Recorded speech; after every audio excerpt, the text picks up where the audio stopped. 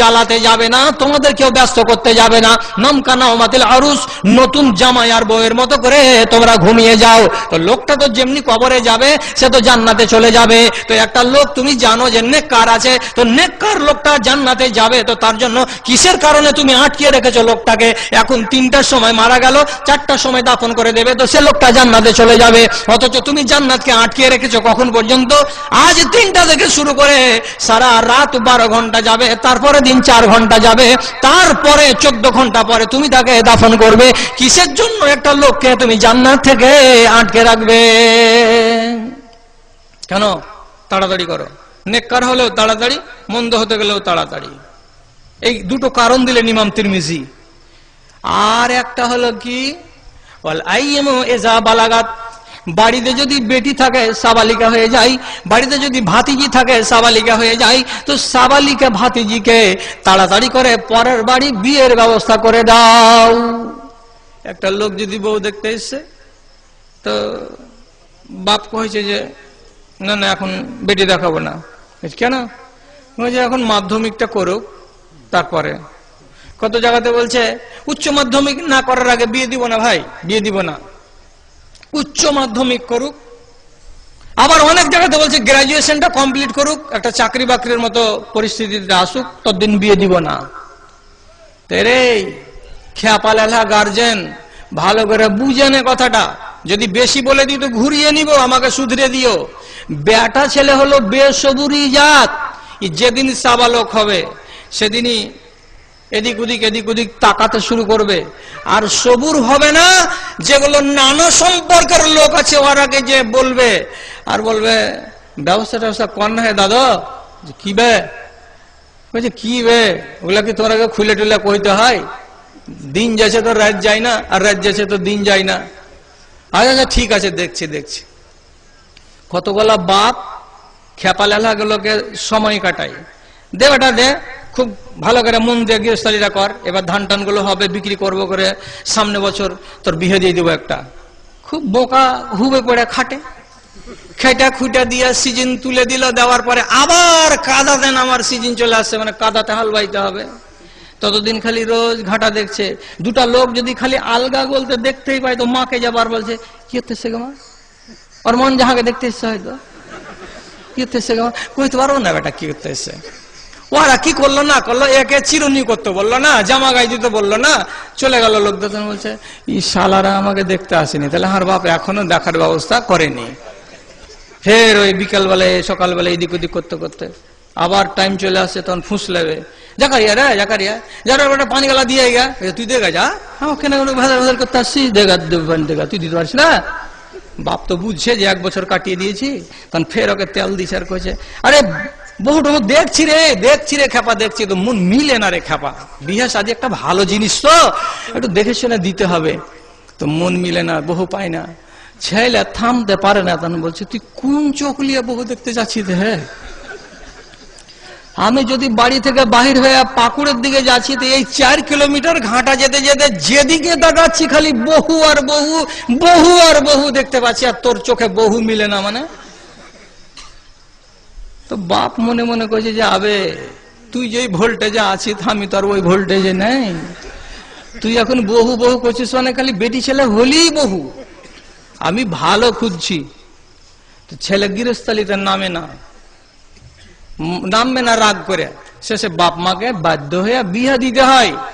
ছেলেরা বিহার ব্যাপারে বেহায়া হয়, কিন্তু মেয়েরা জীবনে শুনেছেন ওর দাদিকে যে বাবু আমার বিয়েটা লাগিয়ে দিতে কহ না হার বাপকে। কোনোদিন কোনো মেয়ে বলে? কোনোদিন কোনো মেয়ে বলবে না, কোনোদিন বলবে না। এটা মেয়েদেরকে আল্লাহ তাআলা এইরকমই লজ্জাশীল করেছে। প্রয়োজন দুজনেরই আছে, কিন্তু আজীবন স্বামীটাই স্ত্রীটাকে ডাকে, উখাটে কেন আছিস রে, এখানে আয়। জীবনে কোনোদিন কোনো বেটি ছেলে বলবে না সোহাগের বাপ ওখানে কেন আছো, এখানে চলে এসো, এইটা কথা বলে না। ওরাকে আল্লাহ তাআলা অধিক মাত্রায় লজ্জাশীল করেছে। এই জন্য বাংলাতে একটা কথা আছে কি, মেয়েদের বুক ফুটে মুখ ফুটে না। মেয়েদের বুক ফুটে মুখ ফুটে না, এরা মুখে বলতে জানে না যে আমার বয়স 14 হয়ে গেছে। এদের বুক ফুটে যাবে। আর বুক যদি ফুটে যায় তো নাবালক বাপকে বুঝে নিতে হবে যে আমার মেয়ে বড় হয়েছে।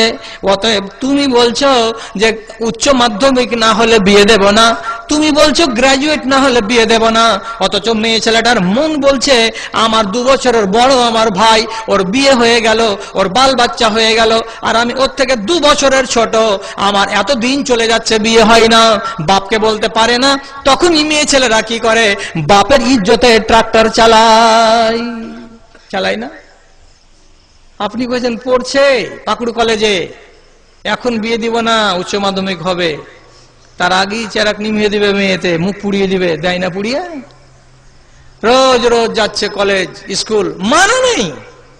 কিন্তু ওই মেয়ে ছেলেটা যদি সময় মতো বিয়ে দেওয়ার পরে কলেজে পাঠা যায়, স্কুলে পাঠা যায়, তো তাতে বাধাটা কোথায়? তোমার চোখ ফুটে না যে মেয়েটা তোমার ব্যাগ ঘাড়ে করে রোজ রোজ স্কুলে যাচ্ছে, আর ব্যাগে কি লেখা আছে তুমি দেখতে পাও না? তোমার বেটি দেখতে পাই না? কত বেটি ছেলের ব্যাগে দেখবেন বাহির সাইডে লেখা আছে, আর ব্যাগ ঝুলছে ঘাড়ে, তো ব্যাগের উপরে বাংলাতে লেখা আছে মন করে উড়ু উড়ু। মন করে উড়ু উড়ু মানে কি মন উড়ে যেতে চাইছে। তো তোর বাপকে থামতে কহা, তোর বাবা থেমে দেবে, কিন্তু বাবা ব্যাগকে দেখছে ও তারপরে থামতে চাই না। কোন ব্যাগে লেখা আছে পরান যায় জ্বলিয়া রে, ব্যাগের উপরে লম্বা করে লেখা আছে পরান যায় জ্বলিয়া। পরান কখন জ্বলে? যখন মানুষের বুকের ভেতরে যৌবন টুকি মারতে শুরু করে, তখন মানুষের পরান জ্বলে, তাছাড়া মানুষের পরান জ্বলে না।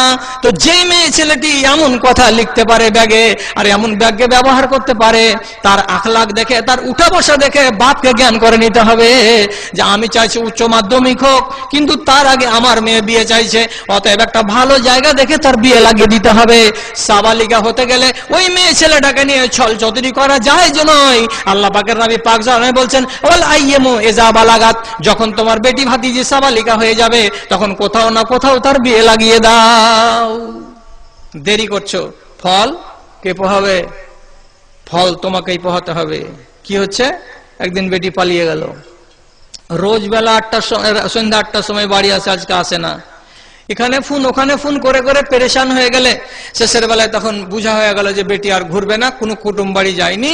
তখন পাকুড় মফস্বল থানা থেকে ডায়েরি লেখাচ্ছে যে আমার মেয়ে হারিয়ে গেছে, মিসিং ডায়েরি হলো। মেয়ে হারায়? দারোগা বাবু বলছে আরে 18 বছর বয়সের মেয়ে ছেলে কখনো হারাই রে ভাই? হারাই না, এগুলোকে হারা লিখতে হবে না। নবীজি পাক জবানে বলেছেন, একটা সাহাবী বলছে আল্লাহ পাকের রাসূল যদি একটা ছাগল পড়ে পাওয়া যায় তো কি করতে হবে? নবী বললেন এলান করোগা, তারপরে যদি মালিক না আসে তো তোমার হয়ে যাবে। একটা যদি মুরগি পড়ে পাওয়া যায় তো এলান করোগা, মুরগিওয়ালা যদি নিয়ে যায় তো নিয়ে যাবে, আর না যদি নিয়ে যায় তো তোমার হয়ে যাবে। একটা সাহাবী তখন বলছে আল্লাহ পাকের রাসূল যদি একটা উট পড়ে পাওয়া যায় তো কি হবে? নবীজি রাগের জ্বালাতে বলছেন এরে পাগল ছেলে, উট কোনদিন হারাই না রে। মাহা বিআহা ওয়া ইফাসাহা, উট এমন একটা জানোয়ার যে এতটা পানি সে পান করে নেবে, 8 দিনের মতো নিয়ে জঙ্গলে জঙ্গলে চলে বেড়াবে, আবার মালিকের বাড়িতে ফিরে চলে আসবে। উট জীবনে কোনোদিন হারাই না। তাহলে জানোয়ার উট যদি না হারায় তো তোমার বেটি আমার বেটি উচ্চ মাধ্যমিক লেখাপড়া করা এত 18 বছর বয়সের একটা বেটি ছেলে কেমন করে হারিয়ে যায়? হারিয়ে গেল, 3 মাস পরে বাড়ি আসছে, তার আগে ফোন করে জানাইছে যে আমি বাড়ি আসছি। কাকে দিয়া? যার সাথে পালিয়েছিল তাকে দিয়ে। তখন ছেলের বাবা বলছে আরে বাবলু তুই কোনটা আছিস? তো বলছে যে আমি শিলিগুড়িতে আছি।